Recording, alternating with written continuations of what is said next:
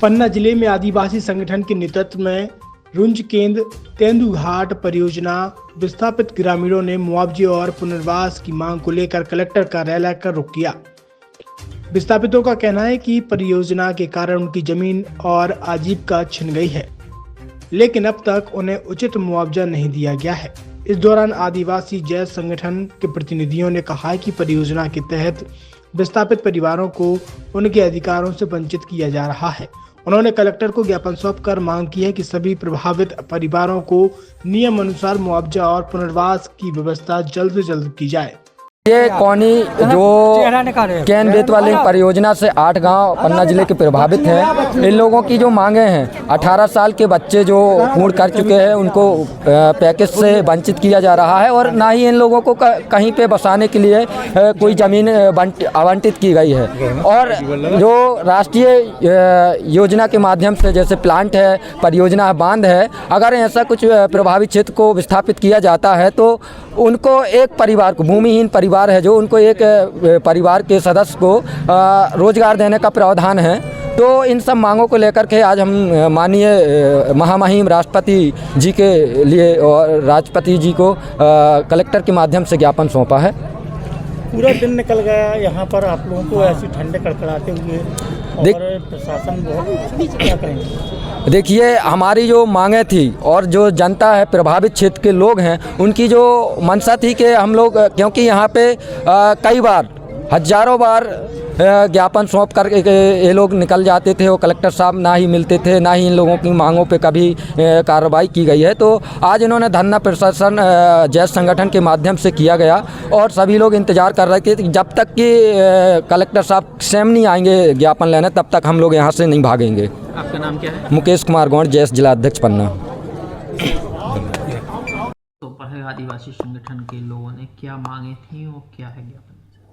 एक जय आदिवासी युवा शक्ति संगठन पन्ना में है, उन्होंने इकट्ठे होकर एक ज्ञापन आज दिया है, जिसमें एक तो ये मांग की है कि केन बेतवा लिंक परियोजना के तहत जो 8 गांव विस्थापित होने वाले हैं, उन विस्थापितों को कहीं और बसाया जाए।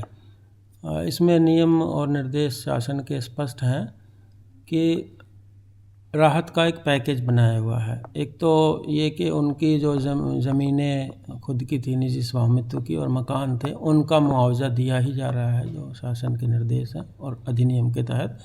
दूसरा, राहत पैकेज, पुनर्वास पैकेज भी राज्य शासन ने स्वीकृत किया हुआ है।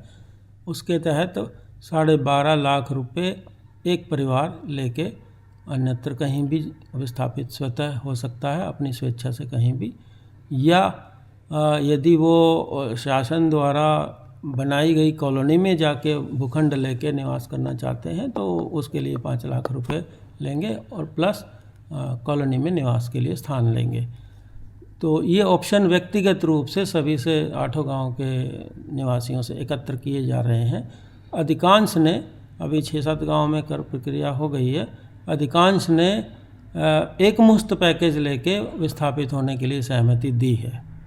तो जैसे शासन के निर्देश हैं उसके मुताबिक उनको एक मुश्त पैकेज वो ले रहे हैं 12.5 लाख रुपए का, तो वो उनको प्रदान किया जाएगा। कुछ युवा लोग हैं जो 18 साल पूर्व अवस्था कर लिए, वो निर्देश स्पष्ट हैं। 18 मैं बताऊं, जो मांग कोई अलग नहीं है, जो अधिनियम है उसमें ही प्रावधान है कि कट ऑफ डेट जिस दिनांक को धारा 11 का नोटिफिकेशन होता है, अर्थात ये प्रारंभिक कार्रवाई भू अर्जन की शुरू होती है, उस डेट को जो व्यक्ति 18 वर्ष से ऊपर के हैं और उनकी शादी नहीं हुई है, परिवार के मेंबर हैं, तो उनको भी एक पारिवारिक इकाई के रूप में मानते हुए ही लाभान्वित किया जाता है।